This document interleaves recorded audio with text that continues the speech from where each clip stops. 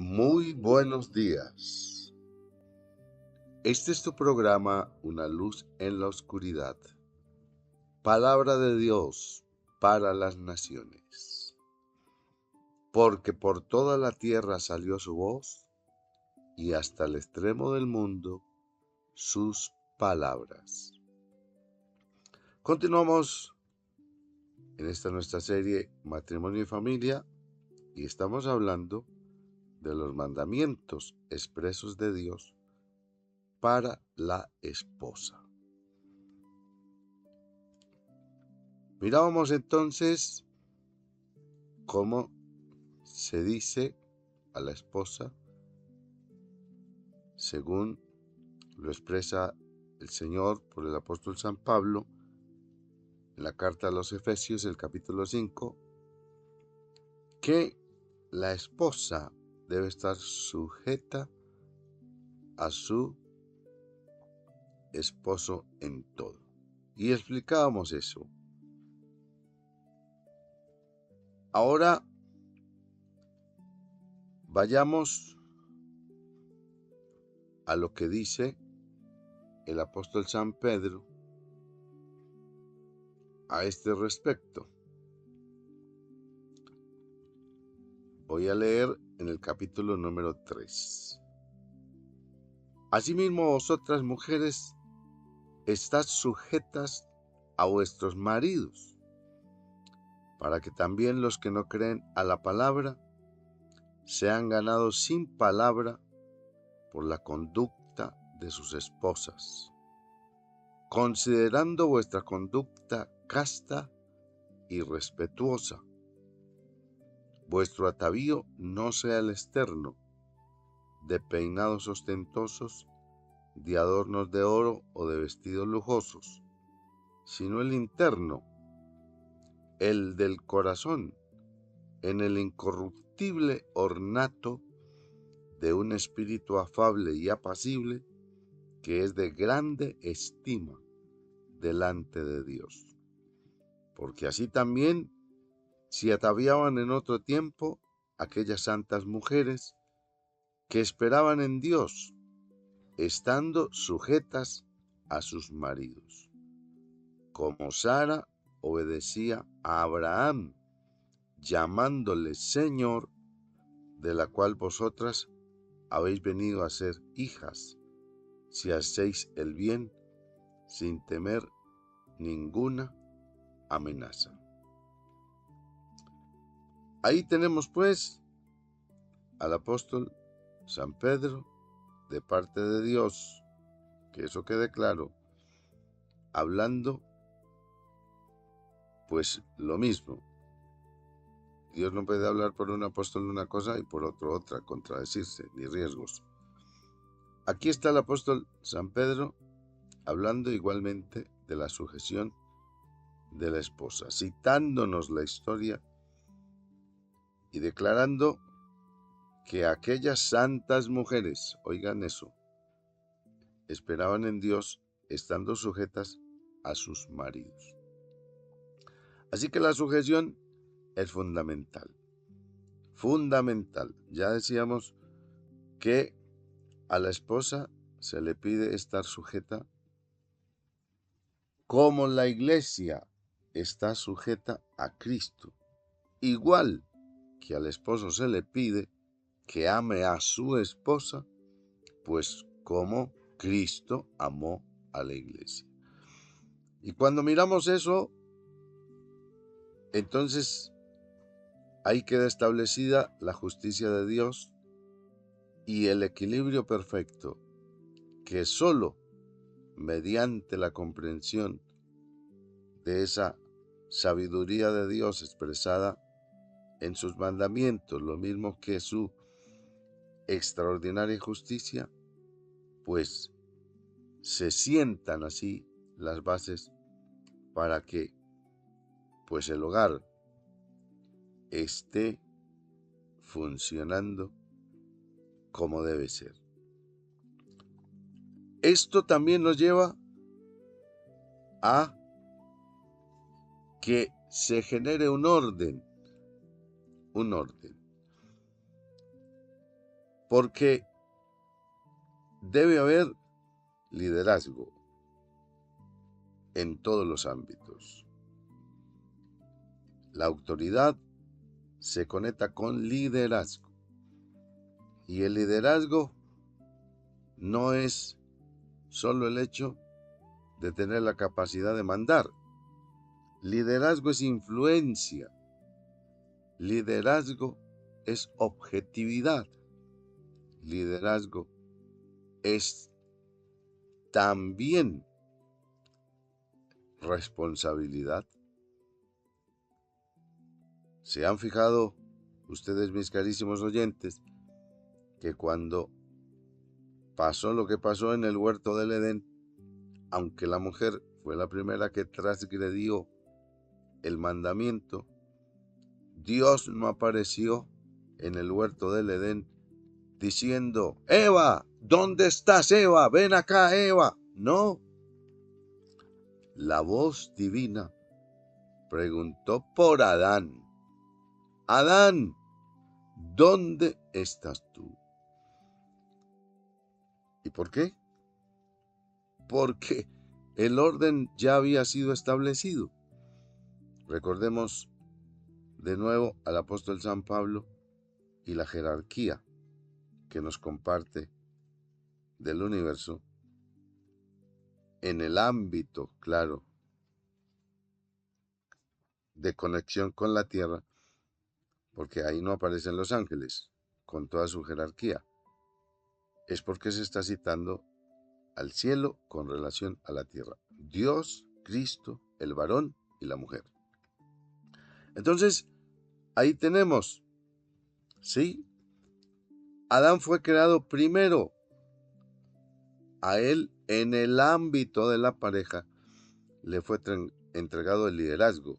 Recordemos, en el ámbito de la pareja.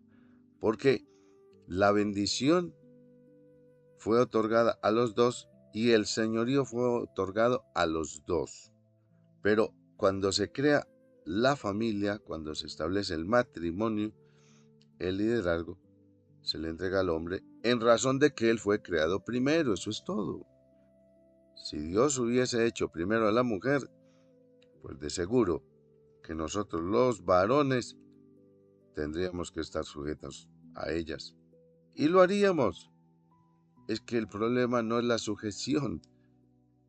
El asunto es del corazón y de la comprensión, el entendimiento de lo que Dios establece, siendo Él el soberano, el absoluto Señor del universo. Así que Adán fue el que tuvo que salir a responder por el asunto del pecado, aunque él no lo había iniciado, sino Eva, su esposa. Pero él había sido creado primero, a él se le había entregado el mandamiento, a él se le había entregado el liderazgo, y él ahora tenía que responder. Claro que sí. Entonces, es importante que pensemos en eso. Y que las esposas también comprendan esto para que permitan que el orden de Dios se mantenga y que, claro, pues den los varones cuentas a Dios acerca de cómo van las casas. Una de las problemáticas más grandes que tenemos en el mundo es la ausencia del varón, del esposo, en el ámbito de la pareja y de la familia.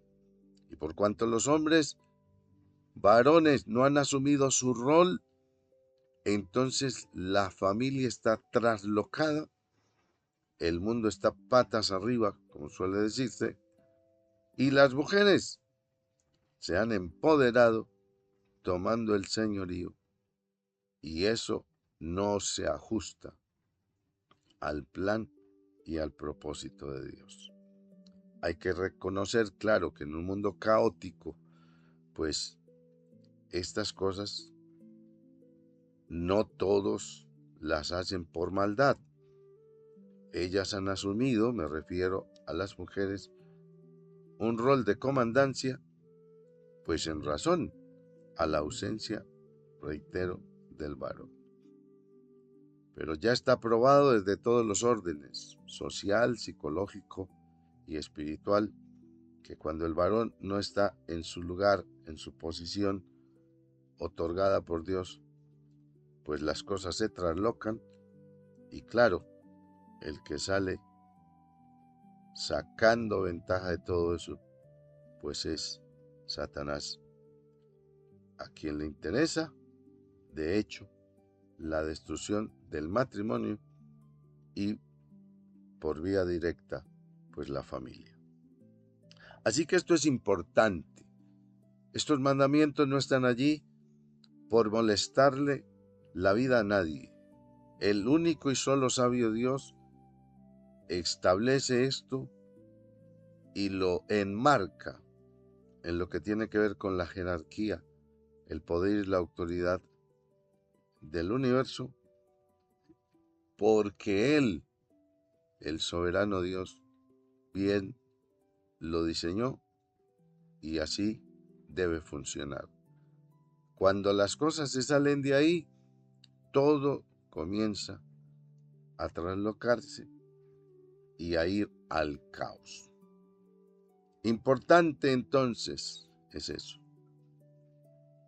¿Pueden tener libertad las esposas en llamar a sus esposos su señor? Sara no tenía reparos en hacerlo con Abraham. Lo llamaba señor. Ha cambiado mucho el mundo y se han perdido principios y valores. En casa nos enseñaron que cuando papá llamaba, uno respondía, señor, sí señor. Y cuando mamá llamaba, uno respondía, señora. Pero eso se ha dejado de lado. Quizás porque se piensa que es más elegante decir otras cosas, mi cielo, mi tesoro, mi vida, mi esto, mi aquello, mi lo otro, que a propósito bien debieran pensarse. A veces, por simple cortesía y declaraciones que a muchos les parecen sonoras, se dicen cosas que, si se piensan bien, solo se deben aplicar a el único, al soberano Dios. ¿Quién es nuestra vida? ¿Ah? Nuestra vida es Él, la vida es Él. Él es el dador de la vida, el Señor de la vida. Pero uno oye a gente que le dice a otro, mi vida. Imagínate eso. Hay quienes dicen, eso es divino, divino. No, solo hay un ser divino. Ese único ser divino, pues es Dios. Y claro, nosotros conocemos su nombre, es Jesucristo. Así que, qué bueno meditar en estas cosas y llamar las cosas por su nombre. Ella lo llamaba mi Señor. Y eso es una clara muestra de la sujeción, del reconocimiento a la autoridad. ¿Recuerdan ustedes los tiempos en los cuales, cuando se efectuaba un matrimonio, la esposa automáticamente pues pasaba a tomar el apellido de su esposo? Recuerdo muy bien, mi madre lleva el de mi padre, la señora de tal. Incluso cuando enviudaban, era la señora viuda de tal. Pero bueno, como no se entendió el propósito de Dios, como no se señalaron los principios y fundamentos de Dios, esa corriente feminista y de oposición a todas estas verdades se levantó en el mundo y queriendo erradicar el machismo, porque pensaban que eso era así, entonces se quitaron el D y se acabó con eso, como diciendo que las mujeres no eran de nadie, que ellas podían gobernarse a sí mismas. Y desapareció el D y ese tipo de cosas. Pero cuando un hombre varón ama a su esposa como debe amarla, y ella se sujeta a su esposo como debe serlo, todo estará en armonía y esas cosas tienen trascendencia. La iglesia es de Cristo. Él la llama mi iglesia y nosotros lo llamamos a Él mi Señor. Y no tenemos reparos con eso, no tenemos problemas con eso. Es un honor estar bajo el señorío de Cristo. Es un honor ser amados por Él. Y ese es el trasfondo de la relación matrimonial. Por eso bien lo discurre el apóstol San Pablo al decir en la carta a los Efesios que todo esto entraña un misterio, el misterio de Cristo y de la iglesia. Así que ahí está, el mundo cambia las cosas, pretende levantarse contra los designios de Dios, pero es bueno que nosotros conozcamos todo esto para que nos mantengamos en línea, en sintonía con lo que Dios en su magna sabiduría ha establecido. Así las cosas funcionarán y todo irá bien. Por hoy, medita en esto, que tengas un feliz día. Paz de Cristo.